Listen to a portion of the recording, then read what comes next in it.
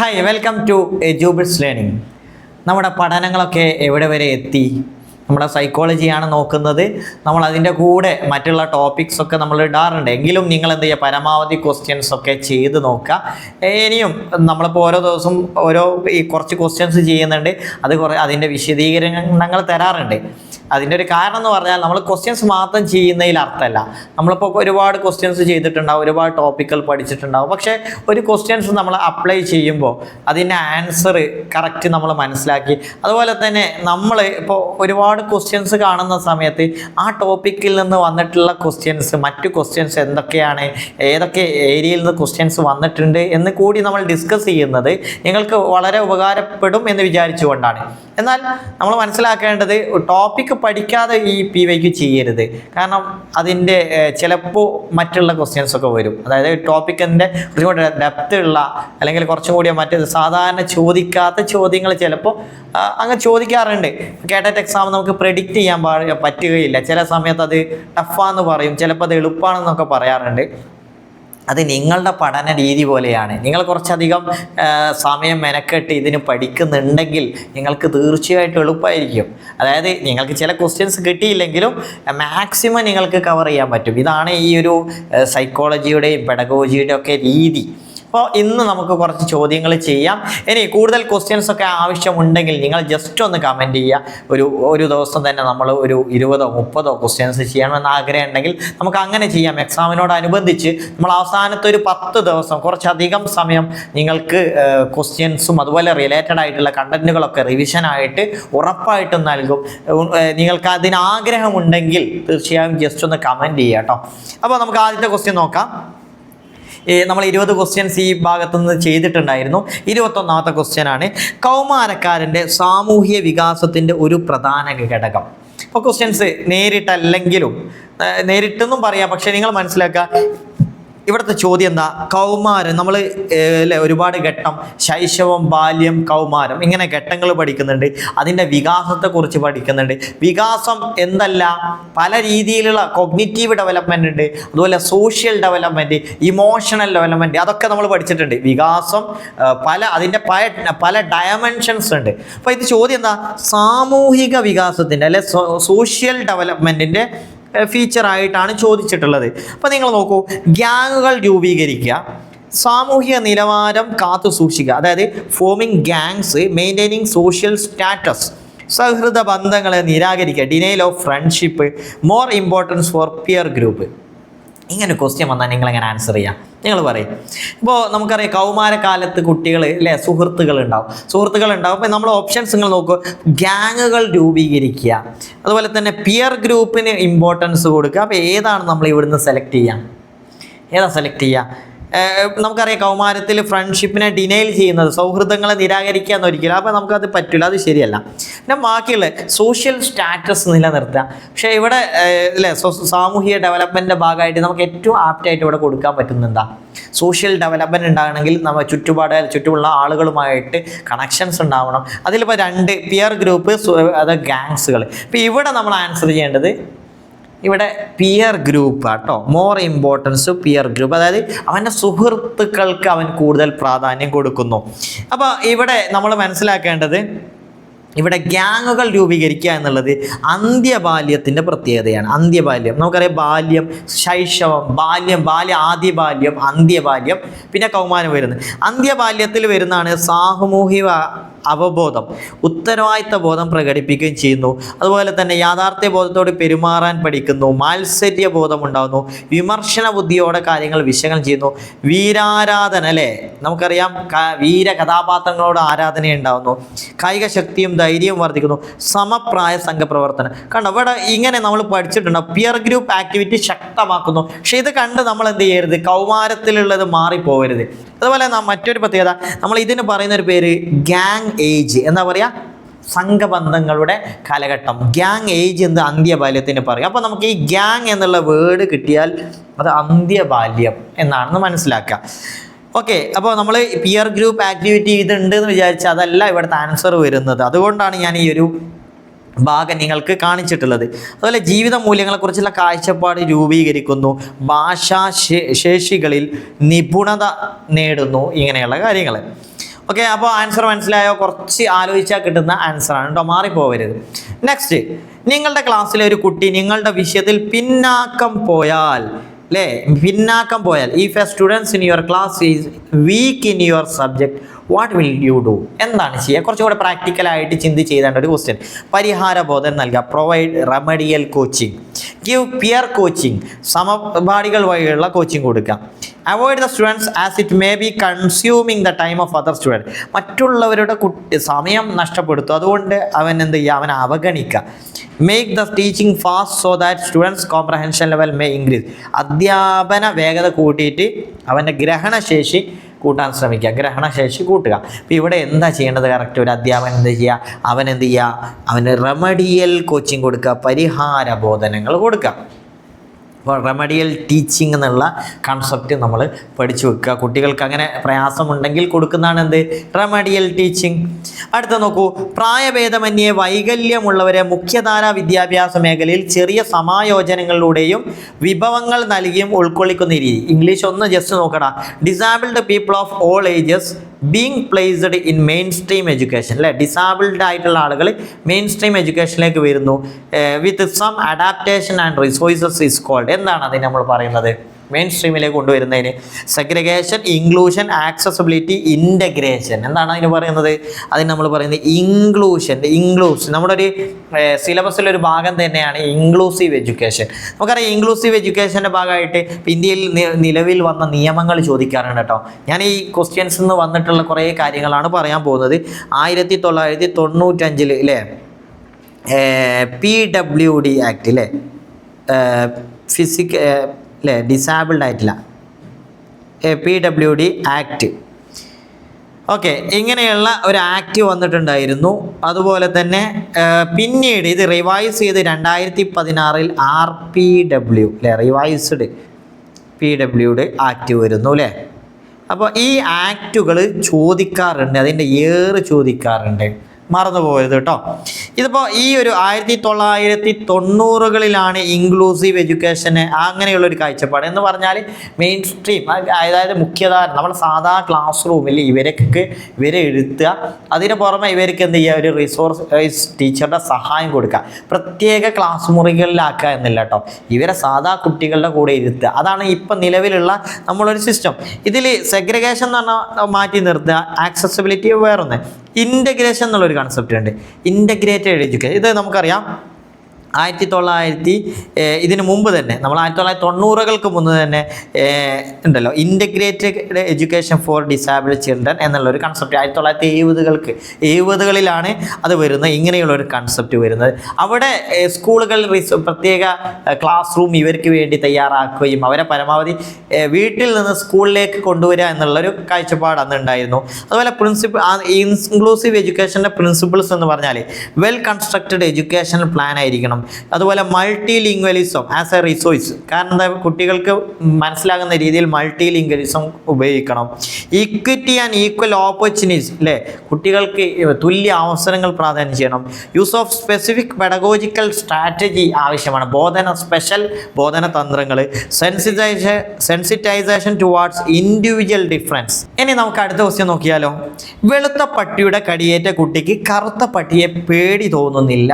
ഇത് താഴെ പറയുന്നവയിൽ എന്തിനു സമാനമാണ്? നമ്മളിതാ ക്ലാസിക്കൽ കണ്ടീഷനിങ്, അല്ലേ, കണ്ടീഷനിങ് ഒക്കെ ലേണിംഗ് ഒരു കുറേ തിയറികളുണ്ടല്ലോ, അതിൽ നമ്മുടെ ബിഹേവിയറിസ്റ്റിൻ്റെ തിയറികളാണ് പഠിക്കുന്നത്. അപ്പോൾ അതിലുള്ളൊരു കൺസെപ്റ്റാണ് എന്ത്, വെളുത്ത പട്ടിയുടെ കടിയേറ്റ കുട്ടി കറുത്ത പട്ടിയെ തോന്നുന്നില്ല. ഇവിടെ ഇതുമായി കുറച്ച് കാര്യങ്ങളുണ്ടോ, കണ്ടീഷനിങ്ങുമായിട്ട് ചില പ്രത്യേക കാര്യങ്ങൾ പഠിക്കാനുണ്ട്. അതിലാണ് stimulus generalisation, stimulus substitution, stimulus discrimination, spontaneous recovery. ഇപ്പോൾ ഇവിടെ നോക്കൂ, വെളുത്ത പട്ടിയുടെ കടിയേറ്റ കുട്ടിക്ക് കറുത്ത പട്ടിയെ പേടി തോന്നില്ല. അതായത് ഈ കുട്ടി അതിനെ ഡിസ്ക്രിമിനേറ്റ് ചെയ്യാൻ, അല്ലേ, അതിനെ വേർതിരിച്ച് മനസ്സിലാക്കാനുള്ള ഒരു കഴിവ് കുട്ടിക്കുണ്ടായി. അതായത് എന്ത് ചെയ്യുന്നു, ഇവിടെ കണ്ടീഷനിങ് ചെയ്യല്ലേ, അപ്പോൾ വെളുത്ത പട്ടിയുടെ കടിയേറ്റപ്പോൾ എന്ത് ചെയ്തു, അങ്ങനെയുള്ളതിനോടൊരു പേടി തോന്നും, പക്ഷെ കറുത്ത പട്ടിയെ കണ്ടപ്പോൾ പേടി തോന്നുന്നില്ല. അതിന് പറയുന്ന പേരാണെന്ത്, സ്റ്റിമുലസ് ഡിസ്ക്രിമിനേഷൻ, ചോദക വേർതിരിവ്. എന്നാൽ ഇവിടെ തന്നെ മനസ്സിലാക്കേണ്ട മറ്റൊരു ചോദ്യം ചോദിച്ചിട്ടുണ്ട്. വെളുത്ത പട്ടിയുടെ കടിയേറ്റ കുട്ടിക്ക് വെളുത്തത് കണ്ടാൽ പേടിയാവും. ഇപ്പോൾ ഒരു പഞ്ഞി, നമ്മളല്ലേ കോട്ടൺ, അങ്ങനെയുള്ള ഇപ്പോൾ വെളുത്ത വസ്തുക്കൾ കാണുമ്പോൾ കുട്ടിക്ക് ഒരു പേടി തോന്നും. കാരണം ഒരു വെളുത്തതിനോടൊരു പേടി, അല്ലെ കറുത്ത പട്ടിയുടെ കടിയാണ് ഏറ്റ്, അപ്പോൾ കറുത്ത വസ്തുക്കൾ ഒരു പേടി തോന്നുന്നു, അങ്ങനെ ഉണ്ടാവും. അപ്പോൾ അവിടെ എന്താ സംഭവിക്കുന്നത്? അവിടെ സംഭവിക്കുന്നതാണ് സ്റ്റിമുലസ് ജനറലൈസേഷൻ, ചോദക സാമാന്യവൽക്കരണം. ഇത് മാറിപ്പോകരുത് കേട്ടോ. ഇതിൻ്റെ ആൻസർ വരുന്നത് ചോദക വേർതിരിവ്, സ്റ്റിമുലസ് ഡിസ്ക്രിമിനേഷൻ. പക്ഷേ ഇതിൽ നിന്ന് ചോദിച്ച മറ്റൊരു ചോദ്യമാണ് എന്ത്? Stimulus generalisation. നോക്കൂ, താഴെ പറയുന്ന പ്രബലന രീതികളിൽ ഏതാണ് ഏറ്റവും കുറവ് പ്രതികരണ നാശത്തിനു കാരണമാവുന്നത്? ഓക്കെ, പ്രതികരണ നാശത്തിന് കാരണമാവുന്നത് ഇവിടെ നിങ്ങൾ മനസ്സിലാക്കുക. പ്രതികരണ നാശം എന്ന് പറഞ്ഞാൽ അല്ലെ എക്സ്റ്റിങ്ഷൻ എന്ന ചോദ്യം. Which of the following reinforcement schedule is least affecting extinction? പ്രതികരണം നമുക്ക് ഇവിടെ മനസ്സിലാക്കേണ്ടത് ഈ ഒരു കണ്ടീഷനുകളിൽ, ക്ലാസിക്കൽ കണ്ടീഷനിങ് നേരത്തെ പറഞ്ഞതായിരുന്നു അല്ലേ, നേരത്തെ പറഞ്ഞാണ് ക്ലാസിക്കൽ കണ്ടീഷനിങ്. എന്നാൽ ഇവിടെ വരുന്നത് നമുക്ക് റീഇൻഫോഴ്സ്മെൻറ്റിന് വലിയ പ്രാധാന്യമുണ്ട്. അതായത് ഇവരൊരു റെസ്പോൺസ് തരുമ്പോൾ റീഇൻഫോഴ്സ്മെൻറ്റ് കൊടുക്കുക അല്ലേ. റെസ്പോൺസ് ടു സ്റ്റിമുലസ്, നമുക്ക് സ്റ്റിമുലസ് റെസ്പോൺസ് ആയിരുന്നു ക്ലാസിക്കല്, സ്റ്റിമുലസ് കൊടുത്താൽ റെസ്പോൺസ് ഉണ്ടാവുക. എന്നാൽ ഇവിടെ റെസ്പോൺസിനനുസരിച്ച് നമ്മൾ സ്റ്റിമുലസ് കൊടുക്കുന്നു. അപ്പോൾ റെസ്പോൺസ് വരുമ്പോൾ നമ്മൾ റിവാർഡ് കൊടുക്കുന്നു, അങ്ങനെയാണ്. അപ്പോൾ ഇവിടെ കുട്ടിയുടെ റെസ്പോൺസ് എക്സ്റ്റിങ്ഷൻ എന്താ? നാശം, ഒഴിവായി പോവുക. അതിനെ ലീസ്റ്റ് അഫക്റ്റ് പറഞ്ഞാൽ പ്രതികരണ നാശത്തിനെ അഫക്റ്റ് ചെയ്യാത്തൊരു റീഇൻഫോഴ്സ്മെൻറ്റ് ഏതാണെന്ന് ചോദിച്ചിട്ടുള്ളത്. അപ്പോൾ നമ്മൾ റീഇൻഫോഴ്സ്മെൻ്റ് ഒക്കെ പഠിച്ചാൽ ഇത്ര 4 റീഇൻഫോഴ്സ്മെൻ്റ് ഒക്കെ പഠിച്ചിട്ടുണ്ടോ? ജസ്റ്റ് നോക്കൂ. ഫിക്സ്ഡ് ഇൻ്റർവെൽ റീഇൻഫോഴ്സ്മെൻറ്റ് ഷെഡ്യൂൾ എന്ന് പറഞ്ഞാൽ കൃത്യമായ ഇടവേളകളിൽ നമ്മൾ എന്ത് ചെയ്യുന്നു? റീഇൻഫോഴ്സ്മെൻറ്റ് കൊടുക്കുന്നു. ഒരു നിശ്ചിത ടൈം പീരീഡ് ആട്ടോ. എന്താണ് ഇവിടെ? ടൈം പീരീഡാണ് ആലോചിക്കേണ്ടത്, ടൈമിന്. രണ്ടാമത്തെ നോക്കൂ, ഫിക്സ്ഡ് റേഷ്യോ റീഇൻഫോഴ്സ്മെൻറ്റ് ഷെഡ്യൂൾ. ഇവിടെ കൃത്യമായ ഇടവേള എന്ന് പറഞ്ഞാൽ മനസ്സിലായി, ഇടവേള എന്നല്ല, കൃത്യമായ എണ്ണം നമ്പർ, ഒരു കൃത്യ നമ്പർ റെസ്പോൺസ് വരികയാണെങ്കിൽ അതിന് ശേഷം റീഇൻഫോഴ്സ്മെൻറ്റ് കൊടുക്കും. മൂന്നാമത്തത് കണ്ടിന്യൂസ് റീഇൻഫോഴ്സ്മെൻറ്റ്. അതെന്ന് പറഞ്ഞാൽ ഓരോ റെസ്പോൺസിനും എന്ത് ചെയ്യുക? റീഇൻഫോഴ്സ്മെൻറ്റ്, റിവാർഡ് കൊടുക്കുന്നു. Last variable interval reinforcement schedule. വ്യത്യസ്ത ഇടവേളകളിൽ, അതായത് അവിടെയും സമയമാണ്, ഇൻ്റർവെൽ എന്ന് പറഞ്ഞാൽ അവിടെ ടൈമിനാണ് പ്രാധാന്യം. അപ്പോൾ എന്ത് ചെയ്യുക? വാരിയബിൾ, വ്യത്യസ്ത ഇടവേളകൾ എന്ത് ചെയ്യുന്നു? റീഇൻഫോഴ്സ്മെൻറ്റ് കൊടുക്കുന്നു, ഒരു റാൻഡമായിട്ട് കൊടുക്കുന്നു. ഇവിടെ ഏറ്റവും പ്രതികരണ നാശം കുറവുള്ളതെന്ന് പറഞ്ഞാൽ ഏറ്റവും നന്നായിട്ട് പ്രതികരണം ലഭിക്കുന്നത് എപ്പോഴായിരിക്കും? നിങ്ങൾ ആലോചിച്ച് നോക്ക്. എപ്പോഴൊക്കെ പ്രതികരണം കിട്ടുമ്പോൾ അപ്പോഴൊക്കെ റിവാർഡ് കൊടുക്കുകയാണെങ്കിൽ കിട്ടില്ലേ? അപ്പോൾ ആൻസർ ഏതാ? Continuous reinforcement schedule. ഈ ഓരോ 4 ഓപ്ഷൻസ് പറയുന്നത് എന്തുകൊണ്ടറിയാം? റീഇൻഫോഴ്സ്മെൻറ്റിൻ്റെ ഓരോ രീതികൾ പഠിക്കാൻ വേണ്ടിയിട്ട്. അതിൽ നിന്ന് നിങ്ങൾക്ക് കൃത്യമായിട്ട് മനസ്സിലാക്കാം. ഓരോ തവണ റെസ്പോൺസ് ഉണ്ടാകുന്ന സമയത്ത് നമ്മൾ റിവാർഡ് കൊടുക്കുകയാണെങ്കിൽ അവിടെ അത് ശക്തമാവല്ലേ ചെയ്യാം അല്ലേ? ആ ഒരു കണക്ഷൻസ് ശക്തമാവല്ലേ ചെയ്യുക. So answer is option C. Next question. താഴെ പറയുന്നവയിൽ വ്യക്തിത്വം അളക്കാൻ ഉപയോഗിക്കുന്ന ഒരു പ്രൊജക്റ്റീവ് ടെസ്റ്റിംഗ് ആണ്. അതൊക്കെ കണ്ടോ നിങ്ങൾ? പ്രൊജക്റ്റീവ് ടെസ്റ്റുകളെ കുറിച്ച് ചോദിച്ചു. ഇവിടെ എന്തിനാണ് പ്രൊജക്റ്റീവ് ടെസ്റ്റുകൾ അളക്കുന്നത്? പേഴ്സണാലിറ്റിയെ. ഇൻ്റലിജൻസ് ടെസ്റ്റുകളുണ്ട്, പേഴ്സണാലിറ്റി ടെസ്റ്റുകളൊക്കെ ഉണ്ട് കേട്ടോ. അപ്പോൾ ഇവിടെ നമ്മൾ മനസ്സിലാക്കേണ്ടത് case study, MMPI, tat, question. ഇതിൽ പ്രൊജക്റ്റീവ് ടെസ്റ്റാണ് നമ്മൾ കണ്ടെത്തേണ്ടത്. ഏതാണ് പ്രൊജക്റ്റീവ്? ടാറ്റ് അല്ലേ? നിങ്ങൾ മനസ്സിലാക്കുക, ഇങ്ങനെ ഷോർട്ടായിട്ട് ചോദിച്ചിട്ടുണ്ട്. ഇതെന്താണ് ടാറ്റ് എന്ന് പറഞ്ഞാൽ? ടാറ്റ് നിങ്ങൾ കേട്ടിട്ടുണ്ടോ? തീമാറ്റിക് അപ്പർസെപ്ഷൻ അല്ലേ? തീമാറ്റിക് അപ്പർസെപ്ഷൻ ടെസ്റ്റാണ് തീമാറ്റിക്. അതുപോലെ മറ്റൊന്നുണ്ട് കാറ്റ്, ചിൽഡ്രൻ അപ്പർസെപ്ഷൻ ടെസ്റ്റ്. കാറ്റ് നമ്മളെപ്പോഴും പറയാറുണ്ട്, പ്രധാനപ്പെട്ട പ്രൊജക്റ്റീവ് ടെക്നിക്കുകൾ പഠിച്ചു വെക്കുക. അതുപോലെ വേർഡ് അല്ലേ? വേർഡ് അസോസിയേഷൻ അല്ലേ? വേർഡ് അസോസിയേഷൻ ടെസ്റ്റ് അല്ലേ? ഇങ്ങനെയുള്ള ടെസ്റ്റുകൾ പ്രധാനമായിട്ടുള്ള ടെസ്റ്റുകളാണ്. അതുപോലെ തന്നെ ലിയോപോൾഡ് ബല്ലാർഡ് അല്ലേ? നമ്മൾ ചിൽഡ്രൻ അപ്പർസെപ്ഷൻ ടെസ്റ്റൊക്കെ നമ്മൾ പറഞ്ഞിട്ടുണ്ടായിരുന്നു. ഇനി അടുത്ത ക്വസ്റ്റ്യൻ നോക്കൂ. ക്ലാസ്സിലെ സാമൂഹ്യ ബന്ധങ്ങൾ വിലയിരുത്തുന്നതിനിടയിൽ ഒരു കുട്ടിയെ മറ്റെല്ലാവരും അംഗീകരിക്കുന്നതായി കണ്ടു. അപ്പോൾ ക്ലാസ്സിലെ സോഷ്യൽ റിലേഷൻഷിപ്പ് അതിന് വേണ്ടിയിട്ട് നമ്മൾ എന്തായിരുന്നു ചെയ്തിട്ടുണ്ടായിരുന്നത്? സോഷ്യോമെട്രി ഓർമ്മയില്ലേ? അതിൻ്റെ ഭാഗമായിട്ട് സോഷ്യോഗ്രാമൊക്കെ ഓർമ്മിക്കൂ. അപ്പോൾ നിങ്ങൾക്ക് അതിൽ നിന്നുള്ള ചോദ്യം വന്നിട്ടുണ്ട്. ഏതാണ്? ഐസൊലേറ്റ് ആണോ, റിജക്റ്റ് ആണോ, ക്ലിക്കാണോ, സ്റ്റാർ ആണോ? എല്ലാവരും അല്ലേ ഒരു കുട്ടി അംഗീകരിക്കുകയാണെങ്കിൽ നമ്മൾ പറഞ്ഞിരുന്നു അതിൻ്റെ പേരാണ് എന്ത്? സ്റ്റാർ അല്ലേ? സ്റ്റാർ. ആരും അംഗീകരിക്കുന്നില്ലേ, നമുക്ക് അവൻ എന്ത് ചെയ്യുക? ഐസൊലേറ്റ് എന്ന് പറയാം. പിന്നെ ഇതിൽ പറയാതാണ് എന്ത്? ട്വിൻസ്. നമ്മൾ പറയാണ്ട് ട്വിൻസ്, 2 പേര് അങ്ങോട്ടും ഇങ്ങോട്ടാണെങ്കിൽ അല്ലേ ട്വിൻസ് എന്ന് നമുക്ക് പറയാം. ക്ലിയർ അല്ലേ? ഇനി അടുത്ത ക്വസ്റ്റ്യൻ. കുട്ടികൾ അനുഭവിക്കുന്ന പഠന പ്രയാസങ്ങളെ വിലയിരുത്താൻ താഴെ പറയുന്ന ഉപാധികൾ ഏതാണ് ഏറ്റവും അനുയോജ്യം? നമ്മൾ ഇതുണ്ടല്ലേ പഠന പ്രയാസങ്ങളെ വീണ്ടും ചോദിച്ചിട്ടുണ്ട്. Assessment of difficulties in learning difficulty കണ്ടെത്താൻ ഏതാണ്? Performance test, diagnostic test, achievement test, prognostic test. ഏതാണ്? നമ്മൾ നേരത്തെയും പറഞ്ഞിട്ടുണ്ടായിരുന്നു. ഏതാണ് പ്രശ്നങ്ങൾ കണ്ടെത്തുന്നത്?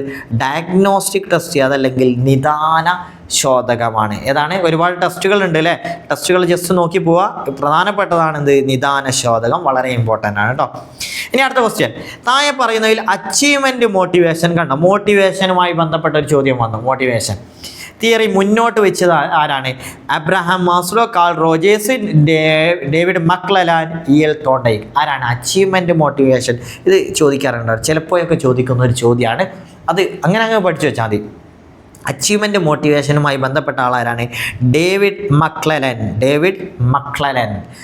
പഠിച്ചു വെക്കാം. നമുക്കറിയാം മാസ്ലോ എപ്പോഴും നമ്മൾ പറയാറുണ്ട് എന്ത്? Needs, hierarchy of needs. കഴിഞ്ഞ ക്ലാസ്സിൽ ഹൈറാർക്കി ഓഫ് ലേണിംഗ് എന്ന് പറഞ്ഞില്ലായിരുന്നോ? അതുപോലെ ഹൈറാർക്കി ഓഫ് നീഡ്സിൽ വരുന്നതാണ് Maslow. Okay.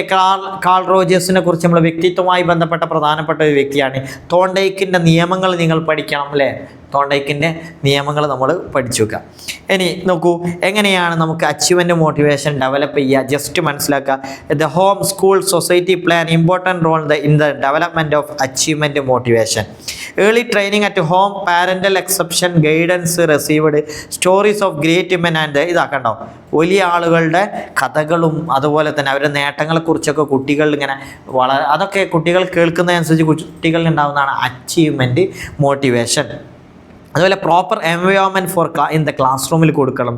Teacher attitude toward the students, opportunity to take independent responsibility. ഇതൊക്കെ നമുക്ക് അച്ചീവ്മെൻറ്റ് മോട്ടിവേഷൻ ഉണ്ടാക്കാൻ സഹായിക്കുന്നതാണ് കേട്ടോ, അച്ചീവ്മെൻറ്റ് മോട്ടിവേഷൻ. ഇനി നെക്സ്റ്റ്, ഒരു കുടുംബത്തിൽ ആൺകുട്ടിക്ക് അവൻ്റെ നേട്ടങ്ങൾക്ക് എല്ലാവിധത്തിലുമുള്ള പ്രോത്സാഹനം നൽകുന്നു, എന്നാൽ പെൺകുട്ടികൾക്ക് ഇവ നിഷേധിക്കപ്പെടുകയും ചെയ്യുന്നു. ഇത് താഴെ പറയുന്നതിൽ ഏതാണ്?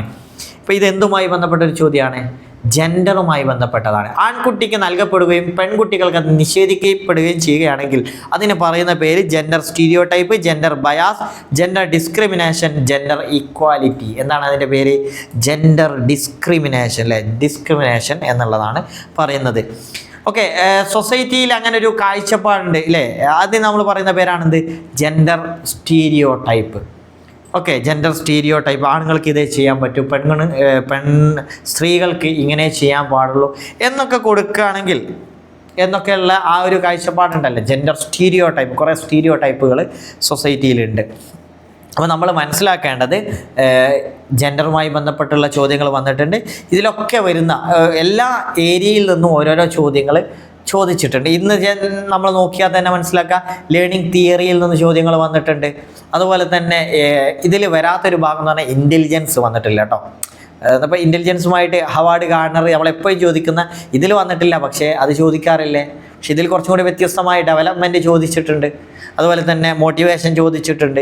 പേഴ്സണാലിറ്റിയുമായി ബന്ധപ്പെട്ട ചോദ്യങ്ങൾ വന്നിട്ടുണ്ട്. പിന്നെ നമ്മളെ സോഷ്യോഗ്രാം അല്ലേ, അത് ചോദിച്ചിട്ടുണ്ട്. അതുപോലെ ഇത് തന്നെ കണ്ടീഷനിങ് 2 ചോദ്യങ്ങൾ വന്നിട്ടുണ്ട് കേട്ടോ. പിന്നെ ഇതിൽ നമ്മൾ മറ്റൊന്ന് ഇൻക്ലൂസീവ് എഡ്യൂക്കേഷനെ കുറിച്ച് ചോദിച്ചിട്ടുണ്ട്. പിന്നെ അസസ്മെൻറ്റ്. ഓക്കെ. ഇങ്ങനെ കുറേ ചോദ്യങ്ങൾ വന്നിട്ടുണ്ട്. അപ്പോൾ നിങ്ങൾ മനസ്സിലാക്കേണ്ടത് ഇതിലിപ്പോൾ ഇത് 30 ചോദ്യങ്ങളാണ് ഒരു എക്സാമിന് വരുന്നത്. അപ്പോൾ ഇതിൽ നിന്ന് എത്രയും ഏരിയകളിൽ നിന്നൊക്കെ ചോദ്യങ്ങൾ വരും. അപ്പോൾ ഈ ടോപ്പിക്കുകളെ കുറിച്ച് നിങ്ങൾ കൃത്യമായ ധാരണ ഉണ്ടാക്കുക. നിങ്ങൾ ഇത്ര ക്വസ്റ്റ്യൻസ് ഞാൻ ചെയ്തു എന്നതിനപ്പുറം ഇത്ര ടോപ്പിക്കുകൾ കവർ ചെയ്ത് നമുക്ക് അവസാന ദിവസങ്ങളിൽ പ്രധാനപ്പെട്ട ടോപ്പിക്കുകൾ മാത്രമായിട്ട് ഒരു ക്വസ്റ്റ്യൻ ചെയ്യാം, ലൈവായിട്ട് തന്നെ ചെയ്യാം. നിങ്ങളൊക്കെ ഉണ്ടാവണം രാത്രി. നിങ്ങൾക്ക് സമയമുള്ള നിങ്ങൾക്കൊക്കെ ഇരിക്കാൻ പറ്റുന്ന ഒരു സമയത്ത് തന്നെ ചെയ്യും. സോ ഇവിടെ വൈൻഡപ്പ് ചെയ്യുന്നു. Thank you.